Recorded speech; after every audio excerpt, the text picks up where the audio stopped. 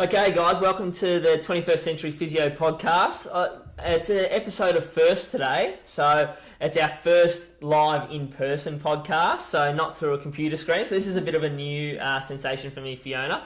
But it's also, you're our first female guest as well. So it's taken us 2 seasons and 14 episodes before we've had a female on. So without further ado, introducing Fiona White from Own Body.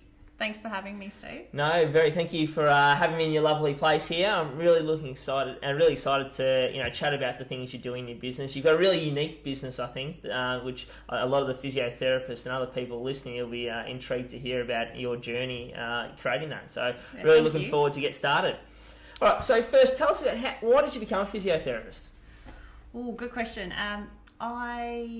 I think I'd always wanted to be a physio, probably because it was one of the only professions that I knew about. My parents were very sporty, so I spent a lot of time as a kid at physios. I also had Osgood Slatters growing up, and I was very sporty as well. So I remember when I was probably 11 or 12, the physio actually asked me what I wanted to do when I grew up, and I said, I either want to be a physio or a marine biologist, because marine biologists get to swim with dolphins all day. Well, that's so I thought. Yeah, I'm sure there's a couple out there who do, But needless to say, I chose the physio option. Okay, so do you think you made the right decision there? Yeah, absolutely. Okay, so you obviously went through university, graduated. What did you go and do after that? So straight away, I was always interested in fitness. So during university, I actually studied to be a personal trainer, and I was an aerobics instructor as well. Right. So I can still grapevine. Fantastic. And so that sort of helped me get into, or aligned with, some practices that were exercise Pilates based. So I started working in private practice and had a few different jobs actually. I never one to settle down. And so I was working in private practice, but then also acute hospital. Fantastic. Okay, and what did you prefer? Like, which balance did you like coming out of university? Did you find you were prepared to go into private practice and you enjoyed that side of things, or did you find yourself more leaning towards the private to the public system?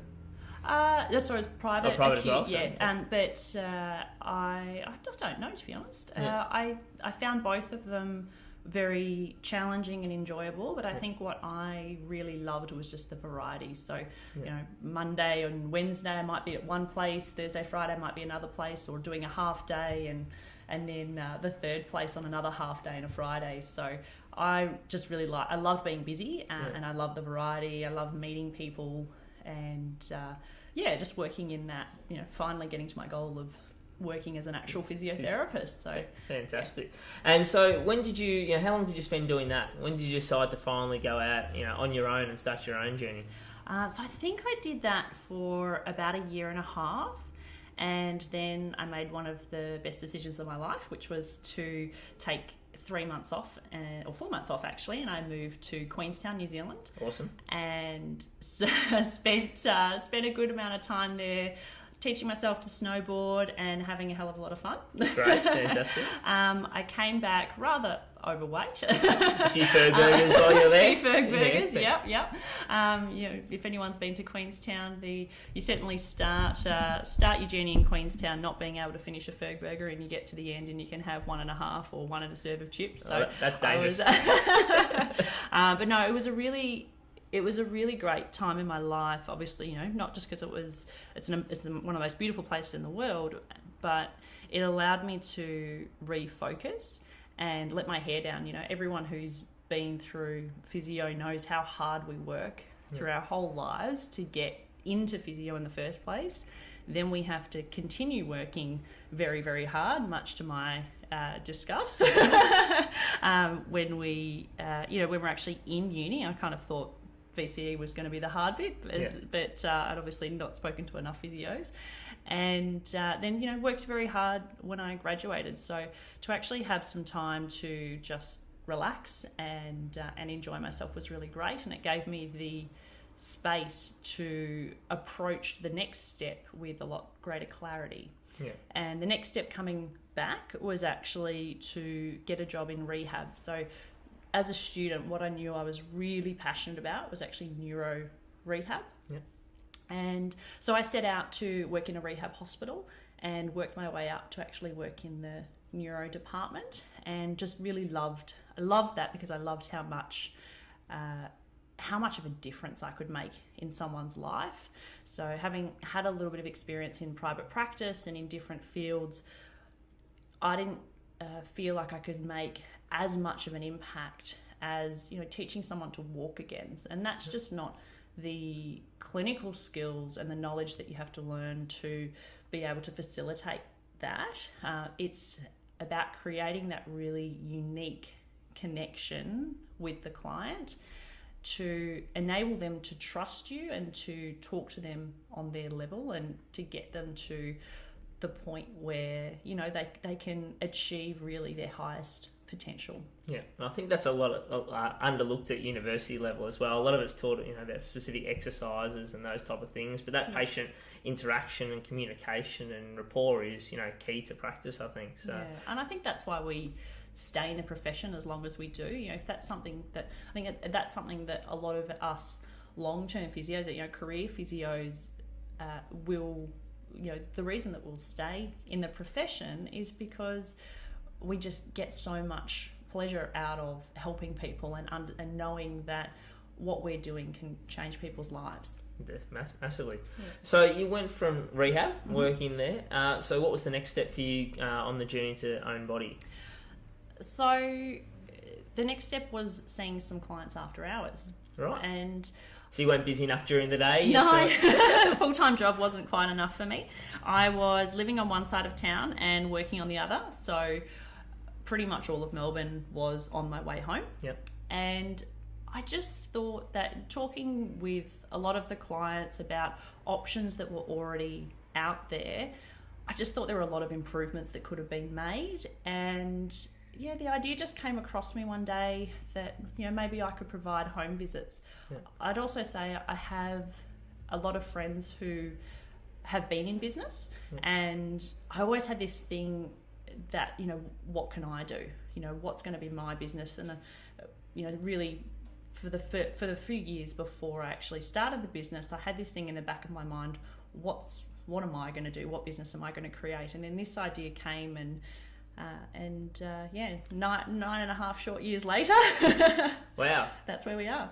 Fantastic. And now you've got, obviously, well, let's tell the listeners a little bit about Own Body, because I think this is one of the most, unique physiotherapy businesses out there. And, thank you. A real credit to yourself to, really go about changing the way, physios practice, I think. So what is Own Body? What is Own Body? Own Body is my little business. We are a home visit physiotherapy company. We primarily operate across Melbourne, and we do have a few satellite areas around Australia, and we're growing very quickly. That's just the service that we provide, but what we are is so much more than that. We have an amazing team who are really, really passionate about what they do and about helping people.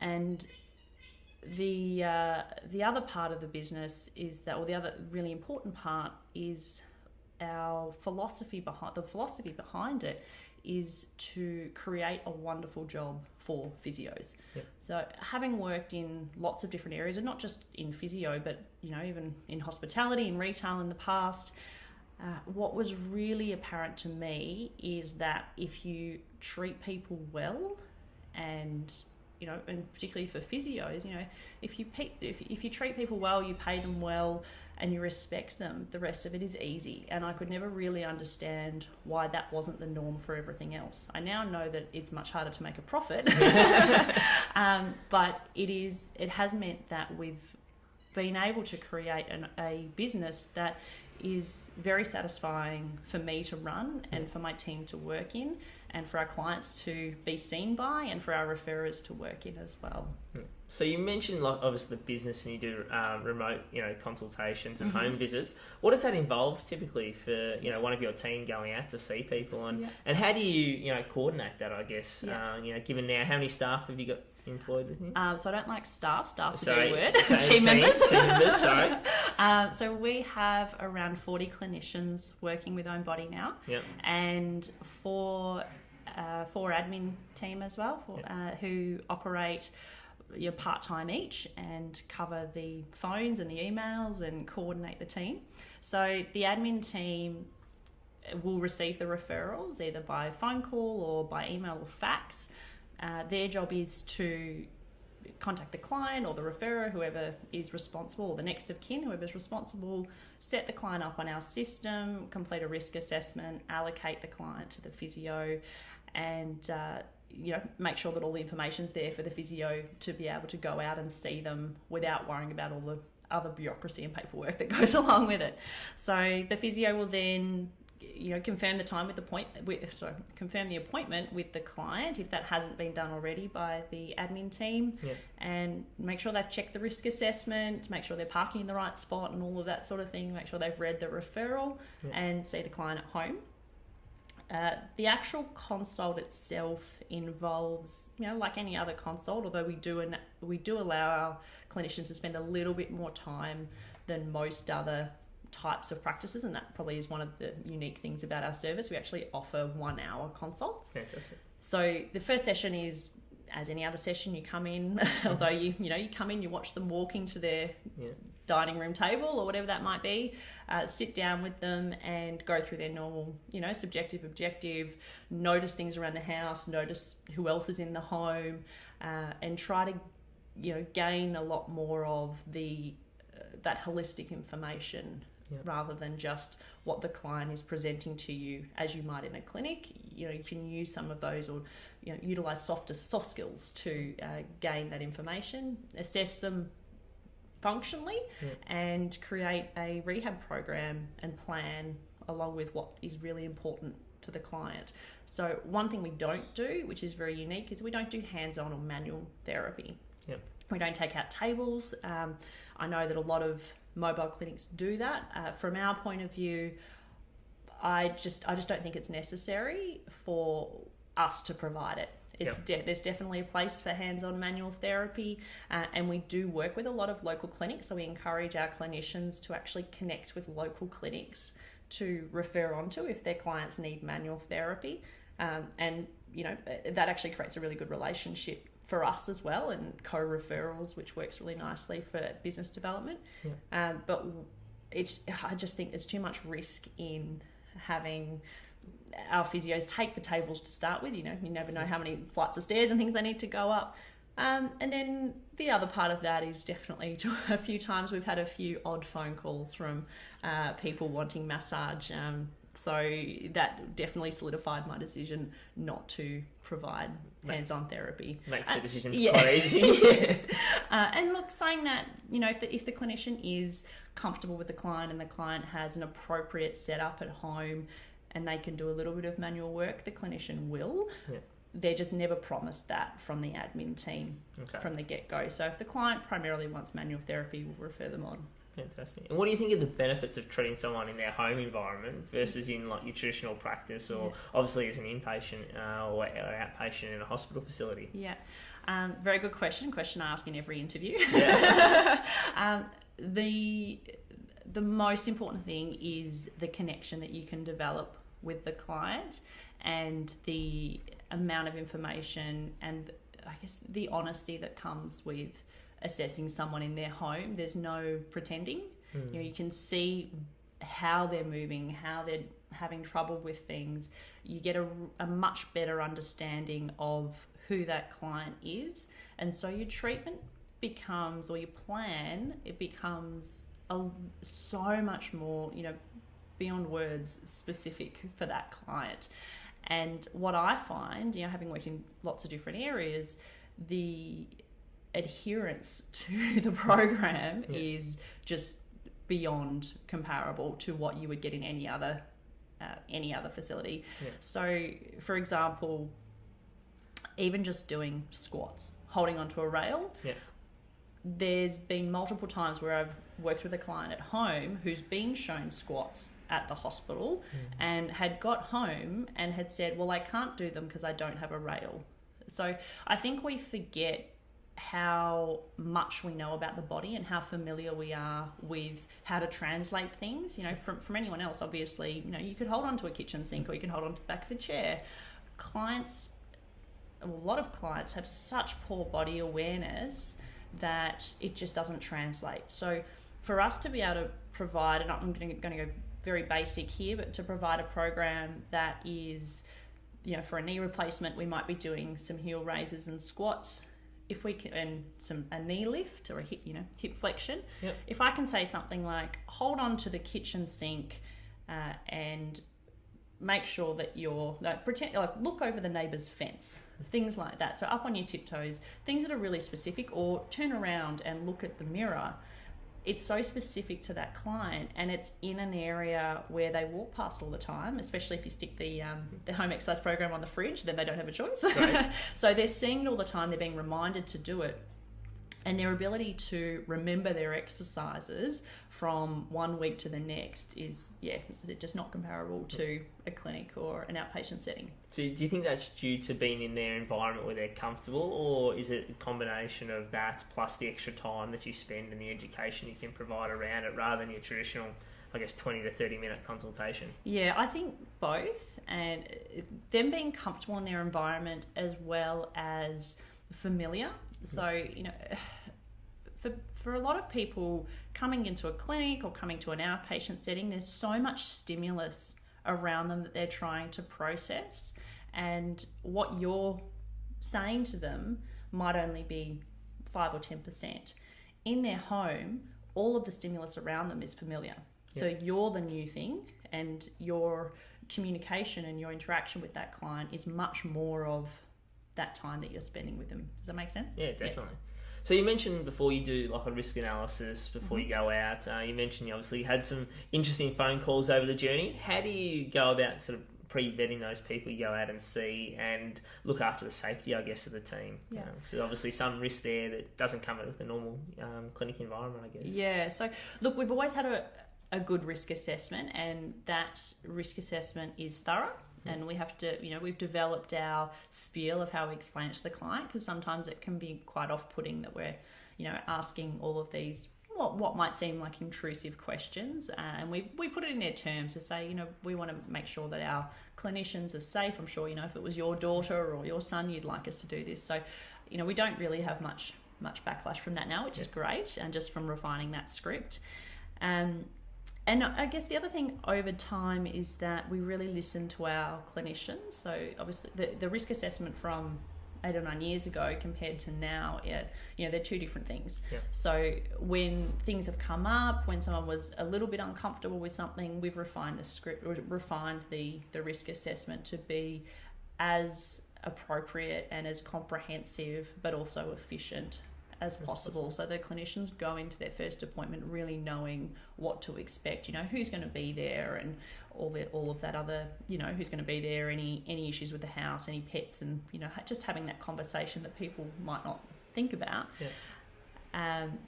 And I think the other two things that are important with the risk assessment is that the people on the phone, or 3 out of the 4 people on the phone, are over the age of 40, we'll say, who will protect their age.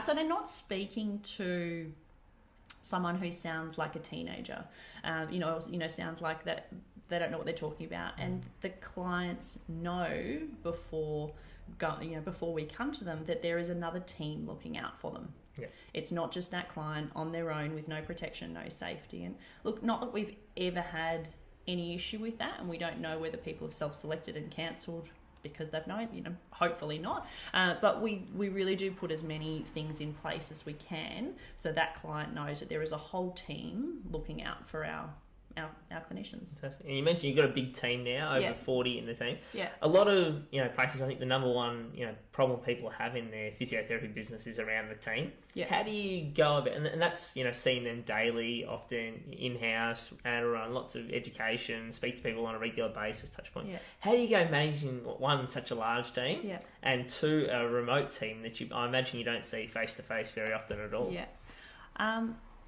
Look, there are lots of different ways. It's definitely a major part of why we've been able to be successful is our techniques. So in managing and keeping the team together. So I guess just a few things would be, we have some great clinical leads in our team now, so they actually touch base with all of the physios at least once a fortnight, so they're getting that, at least that contact and that clinical supervision, even if it's not face to face. I do send out actually a monthly bulletin to the team, so I talk about what's happening with the business. I've just actually started sending out a video via WhatsApp as well to the team to say, hey, nice to see you. Thank you for your work. This has happened. And I think that's a really nice connection to have with the team as well, so they can see me, because most of the clinicians now, I'm not actually a supervisor for the clinicians. I'm not doing enough clinical work to keep up those skills. So I've actually gone more into management than clinical supervision, but I like to talk to the team as much as I can. So trying to keep them engaged through different things. We use a lot of technology to communicate as a team. So even though they are remote, they still feel like a team. And they're in constant contact with the office as well in terms of managing their patients and any issues that come up and things like that. And then I think the other part of that question is why, part of the reason that it works, I think, is that we actually get to avoid office politics entirely. We don't see each other, so you're not, any of those little personality clashes or anything that happens, it's just not an issue. So because of the way we've structured the business, because it's so completely structured around flexibility, most of I think over 70% of our team members are working mums, or people who have other jobs, or only working part-time or studying and things. Because we're so structured around flexibility and supporting the team remotely, it just works. And then I think the other thing that's really important with that is that we hire very well. That's definitely one of our strengths, is that we recruit top players. We're recruiting, one of our core values is actually remarkable people. And one of the questions we ask when we're interviewing is, is this person considered above average by their peers? Would they be considered a remarkable person?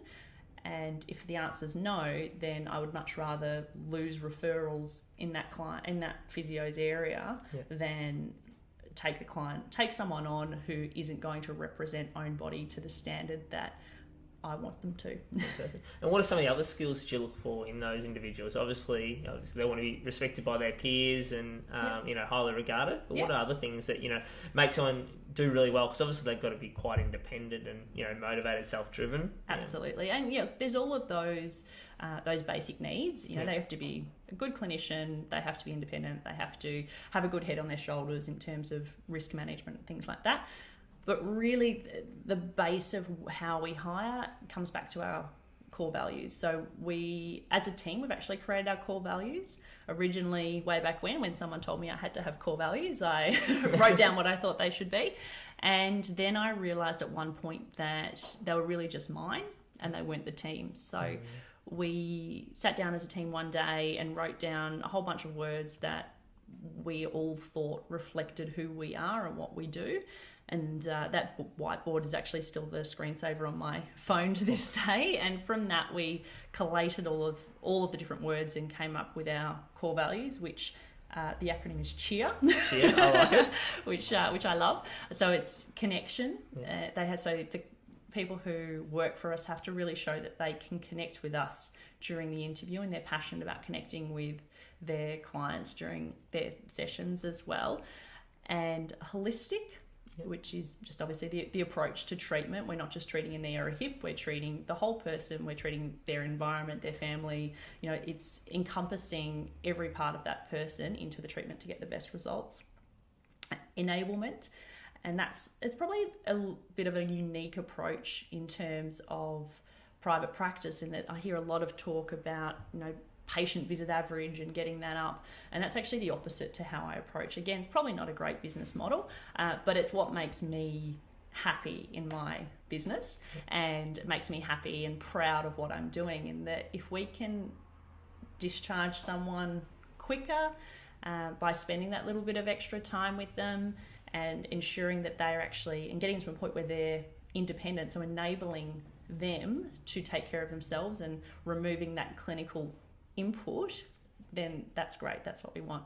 The fourth one is experience, and that's sort of twofold. It's always creating positive experiences. So at every interaction, from their first phone call, response to the email, the actual physio as well, the actual treatment session, the follow-up with the referrers, if that whole experience can be positive, we focus on making that end-to-end service a positive experience, but then also sharing experience with the team. So what that means to me is, we have clinical chat groups online, and we really encourage the clinicians to ask questions and feedback and do things like that. Actually, and then the final one is the remarkable people, but and that's how we reward our people as well. So we have an award each month, and it's called the RTM, or the Remarkable Team Member. Nice. So for people who went above and beyond that month, we want to recognise them. And what we gave out this month was an award for the person who contributed the most to our clinical chat group. So that's the sort of thing that those core values are what we reflect on when we hire, and it's also what we reward ongoing in the team. So you're always coming back to those, it sounds like, in lots of different parts of the business. Yeah, definitely. So a lot of people will set those goals, I find, but there's not too many people actually, go back and reflect on them. They're, long erased off the whiteboard and definitely off that background. So I think that's a really nice approach. Yeah. And you mentioned you're using a lot of technology to help manage your team. It's one of my favourite topics. What are some bits of technology you're using that you find really enhances a remote mobile team? Yeah, well, look, I'm always learning, and just before we started this podcast, Steve, you gave me a good tip about a new one that I'm going to look into. But the ones that probably top three I couldn't live without would be WhatsApp. Yeah. So we use WhatsApp for team communication. I know there's other apps like that, communication tools like that are potentially more advanced and have more options, but at this stage we find that it works the best for our clients. For our clinicians. We have clinicians of all ages working with us, and so sometimes the simpler the better. So we use WhatsApp and live by that. It's also great because it's actually got a connection to your computer. So the office team particularly, rather than sitting there and texting, wearing their thumbs out, they can actually type their responses. So that's great. Trello is another one that I absolutely love. And we use that for a lot of project management and, even just lists like, what do we need to do when a physio is onboarded, ticking off all of those things. And that makes it quite clear. And the other one is our CRM system, which we use a company called Owner Health, which is specifically designed for mobile clinics. Awesome. And we found that has just greatly improved our efficiency and our ability to do things, generate reports, generate invoices and statements to third parties and things like that. Fantastic. And the team can obviously access that while they're out and about? Yeah. Yeah. What do they use? A tablet device? Do they use a laptop? So whatever they like, really. Yeah, so that system particularly is available on laptop, iPad or tablet and phone. Fantastic. Yeah. So there's a big step, I guess, going from a clinician to doing what you're doing now with a massive team. Yeah. Looking at growth both locally here in Victoria, but also interstate at the minute. Yeah. How did you go about making that transition? So I guess that's something that I've been talking a lot about with people lately. That transition that I've made over the last 6 months or so. Yeah. How did you go about it? And when did you decide was the right time? The right time to start or the right time to jump in head first? Let's go start. Yeah. So starting, it really just came up as an opportunity to start seeing clients after work, and it seemed easy. I was just a sole trader, and I obviously had to learn, how to apply for an ABN. That was my level of knowledge back then. So it started like that, and it just grew bigger. So I really fell into it, and it became more and more in demand. And I'm always someone I'm always thinking. I'm always trying to learn more things and improve things and get own body to some form of perfection. So I'm always thinking about how we can make it better, and it really just grew. So there was no one moment where I thought, okay, this is let's do this. It was a really slow progression. I'm very cautious in my approach. It's always been a positive cash flow business, so I've never had any investment and never taken a loan apart from car loans for the company. So it really just happened bit by bit, and there was obviously a moment where I had to make the decision to resign from my full-time job. I'd asked to transition to part-time, and that wasn't available at the time, so that took the leap and resigned. But knowing that I'm a good physio and I could get a job elsewhere, I wasn't too concerned about making ends meet. And sure enough, I picked up some casual work at a few places, and then ended up picking up a maternity leave part-time contract. And when that contract finally ended, it was the first time, I think that was 2015, and I jumped full-time into just running own body. Wow, okay. Yeah. And when did you step back from seeing patients yourself? Well, I still saw a client this morning. Oh, did you? Okay. But I probably would only have one client a week at this stage, so I'll jump in if the team are, desperate. If someone's sick, I'll do the odd one, but it's going to pretty much not treating. It will probably happen about 12 months ago. Okay, fantastic. Yeah, and I just got to a point where I found that for me taking, really 2 hours out of my day to see one client, it's different if you're on the road and you're seeing 5 in a row. But, if I'm traveling for one client, it really does disrupt my day. And I had to start thinking about what else in the business was missing out when I wasn't able to be in the office and helping out. So when I say in the office, I'm not really involved in the day-to-day operations, but there's so much happening. Own Body has grown, even over the last few years, it's grown 40% a year. Yeah, wow. And, before then it was growing more than that, but it's much easier to move from 10 grand a year to 20 grand a year than it is to move from 100 grand to 200 grand. Yeah. So, the growth does slow down, but, we're still growing at a huge rate, and there's so much to do. And I just found that taking that time out regularly really impacted, all the other loose ends that I needed to be chasing up. Yeah. And so where do you see the future of physiotherapy going? Obviously, you've gone out and done something very unique, especially over the last 3 to 4 years. You've had some massive growth, and obviously had a massive need that was being neglected in the community. Yeah. I think a lot of patients who weren't, getting the care they needed. Yeah. Where do you see it going over the next, 10 years or so? Look, I can only speak to my experience. So I'm not in private practice, and I don't really know what's happening in that field. Certainly in the home care field, there is so much happening in domiciliary care. It's unbelievable. I really was very, very lucky in terms of the timing that I got into domiciliary physiotherapy. But we hear all the time our population's aging, and the government's putting more money into home care, whether that's home care packages or they call CHISP funding, so Commonwealth Home Support funding, and companies like Medibank, which we're lucky enough to be involved with. They're doing the Medibank at Home program, which is around hip and knee replacements, and they will likely expand that to other areas. And I know Australian Unity and Remedy have been doing that for a really long time as well. So I really think that this one-on-one home care market is just on the verge of exploding. You only have to think about a client, let's say average client who's had a total knee replacement and has the option of either going home or going to rehab. If they're physically safe and medically safe to go home, the choice to send them to rehab costs the health fund around 10 grand. Yeah, right.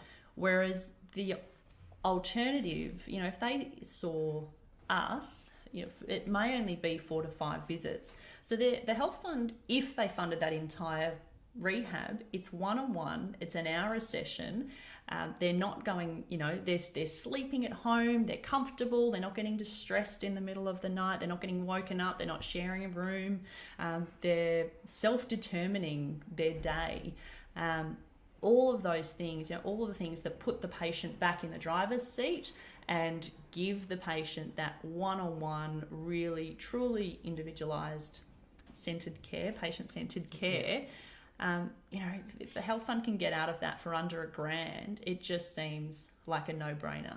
There's so much opportunity in doing this one-on-one versus, other options. And there's definitely a place for rehab. I'm definitely not saying that there's not, and there's a lot of, surgeons prefer that. But, you know, if the client's medically and physically well, and we know also from the research that the outcomes are at the very least the same, most of the time better, and patient satisfaction is much higher being home for all of those reasons that I discussed, and more probably, you know, it's a no-brainer, really. It's a no-brainer, yeah. So I'm sure there's a lot of people listening who are thinking, look, this is a no-brainer. This sounds like a really, you know, great space to get into. Yeah. Where would you recommend someone starting if they were thinking about getting into this type of physiotherapy? Because obviously there's a massive demand you've identified there. Yeah. I think the key for why we've been so successful is just using contacts and building relationships with people who are the people who can refer clients to you. So whether that's people in the hospital, you know, getting your name out there as the person who can provide this therapy.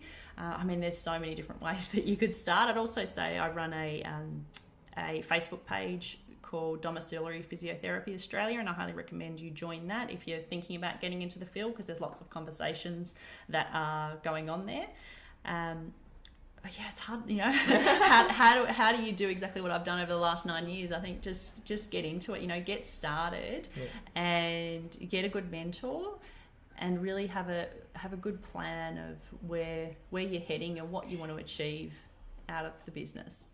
So you mentioned having a good mentor is really important. You know, who are some people that you've learned a lot from over the years and have given you guidance to get where you are now? Yeah, look, there's a lot, and I think one of the reasons that I've personally been successful is that I learn from everyone, and I'm always seeking answers, and I'm just genuinely curious about people. I'm curious about what makes them tick and how they work, and if I see someone doing something in a way that makes a positive or a negative impact, I'm always just curious about that interaction and try to learn from that in myself as well.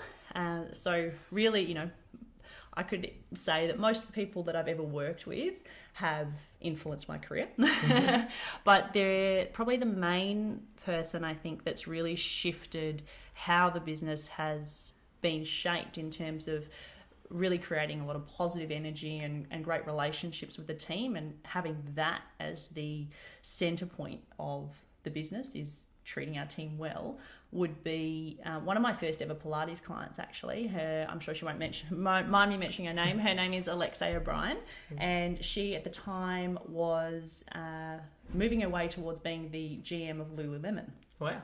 And so it was when I was working in Pilates, and just, you know, every time I spoke to her, I learnt more and more and more about the company and how they're really, I don't know if you know much about them, but they're really focused on helping their employees achieve their goals and supporting them and creating a positive environment.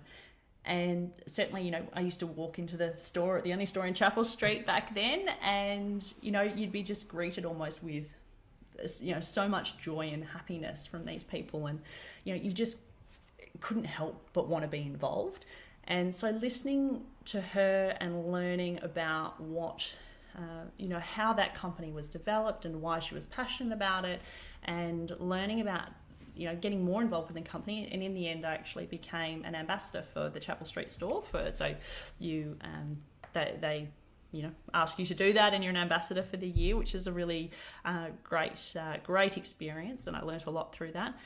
But that was a real, probably my first insight into working with a company that really valued their team, and seeing the impact that had not only on the team members and their longevity, but also the customers walking into the store and the people that they are interacting with. And yeah, the impact of creating a company that, obviously there's a product to sell, but trying to make a difference in the world. Yeah. And how do you individually tailor that to the, you know, each individual in your team? Because obviously everyone's different. They've got different goals that they aspire to. Yeah. What are some things you do to focus and work towards that? Yeah, it's difficult, you know, I must admit, from afar to be able to do that. What I've realised with my, you know, obviously I try to get to know the team, and I encourage my supervising team to get to know their team on a personal level as well, to, you know, to talk to them about those things that are important to them. And if I know what's important to them, I'll also talk to them about that.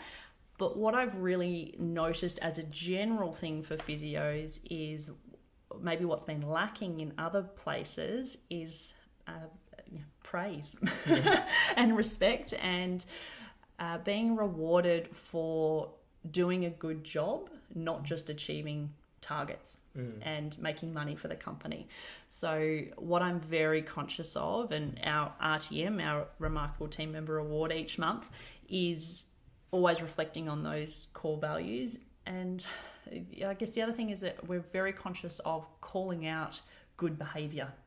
I'll never publicly shame someone or, say you shouldn't have done this, but, obviously if anything needs to be said, that can be done in private. But I'm very conscious of frequently and often giving praise, so that the standard for the team is that they understand, it's common for them to actually receive praise. Yeah. And so if there is ever a need to, performance manage or talk about something that went wrong, it's a small part of our interaction. It's not the mainstay.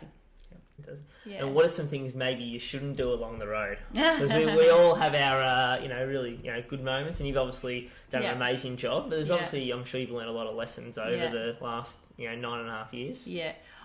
I think the biggest thing, what would I have done differently is definitely outsource more. So find what you're good at. So I guess, reflecting on where I've been, what I probably would have done more of is actually just taken on some more casual work as a physio for someone else and paid someone to do all the things that I tried to learn how to do myself from the ground up. The advantages of that is that, I now know how to edit and build my website, and I know how every facet of my business works from the ground up, but it was a very slow way of doing it. So, if you can think about how much, if it's about money, how much money can I earn working a weekend day or working a day at a hospital or in another clinic, and use that money to pay someone else to do those things that you have no idea how to do, probably for the same amount of time. Why not do that? Even things like we moved house, as we've just moved into our new home, and it's helped me look at other aspects of my business in terms of, we could have spent the day moving the heavy stuff and getting people involved and all of the coordination that comes with that. And I thought, what, I'm going to go and work at the hospital for a day, and I still work one day a month at the Epworth Hospital here. And I thought, well, if I can work there and that can pretty much pay for the removalist, that's a job that I love, I enjoy, I'm going to come home happy, and then I can just use that money to pay the removalist. That sort of stuff really has, that sort of way of thinking has really changed my approach to business and life in general. Yeah, I think that would be my number one lesson that I've learned over the years. So the thing I'd like to ask everyone before we finish is to have 3, take-home points that we can get to bring your practice into the 21st century. Obviously, you're leading the way in regards to 21st century practice and physiotherapy. What are the top 3 things that everyone needs to go away and start to do? I think the most important thing, or one of the most important things, is differentiating yourself from people around you who are doing a similar thing, or from the outside doing a seemingly similar thing. So what I would advise is to really get clear with who you are and what you're passionate about, and therefore what your key point of difference is, or what they call it your USP, your unique selling point. So that would be number 1. Number 2 would then also be define what you're really good at, or get clear on what you're really, really good at, and outsource the rest. Yep. So, it comes back to, if you can earn some money somewhere else and pay someone to do those small things, then definitely do that. And the final thing that I found really works for me, or just, it's just my natural tendency, is never stop hacking. Okay. So always trying to improve things, and always looking for opportunities to change. Something similar that one of my mentors as well, Tristan White, said, one of the core values in his company, the Physio Code, is find a better way. And that's something that I think of often, but for me I use the word never stop hacking, always trying to look for opportunities that can give you that edge, or Fantastic. That little advantage. And I think it's important that you as you sort of start to step away, you get more of that creative space, I think, as well. I found, for me, stepping back from seeing those 50, 60 whatever patients per week, stepping back and remove yourself, that creativity which does disappear with that, comes back. Absolutely, yeah. So when I'm busy seeing patients or busy just in the middle of everything and trying to, what I call playing whack-a-mole is what sometimes it feels like being a business owner. When I actually have some project time or, you know, some time where I feel that it's a little bit more stable, that's when my best ideas come. It just gives you that freedom to, you know, to think. As well, so I think that's a really good place to finish there. Yeah. So if people want to find out more about Own Body Yeah. and yourself, Fiona, how do they do that? Yeah, so you can obviously check out our website and check out the Domiciliary Physiotherapy Australia page. Try saying that 3 times fast.